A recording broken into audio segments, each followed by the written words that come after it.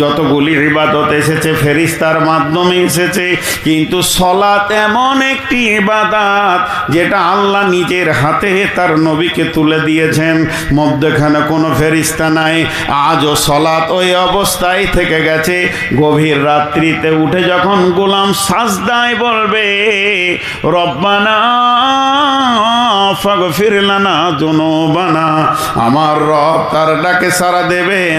এটা হলো আল্লাহকে পাওয়ার টাইম। তাই আমার আল্লাহ বলছেন, যখন তুমি আমাকে ডাকবে, বিছানা থেকে উঠবে, তাতাজাফা জুনুবুহুম আনিল মাজাজি, তুমি তোমার বিছানা থেকে যখন উঠবে, ইয়াদউনা রাব্বাহুম, তোমরা তোমাদের রবকে ডাকো, খাওফা ওয়া তামা, খাওফা ওয়া তামা, ভয় এবং আশার মধ্য দিয়ে ডাকো।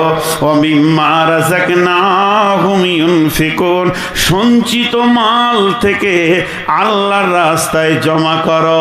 প্রথমে বিছানা ছাড়ো, তারপরে রবকে ডাকো, ভয় আর আশার মধ্য দিয়ে ডাকো, এবং নিজের রক্ত ঘামানো সঞ্চিত মাল আল্লাহর কাছে জমা করো।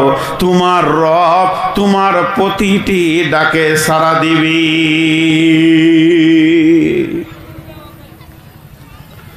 রাতে তো উঠতে পারি না, 5 ওয়াক্তে নামাজি হচ্ছে না, খালি জুমাতেও আবার সব যাই না। আমরা পরিস্থিতিটা কত নিচে করে নিয়েছি। আমরা মুত্তাকি নই। মুত্তাকিদের আল্লাহ গুণ সুন্দর সুন্দর বর্ণনা করেছেন।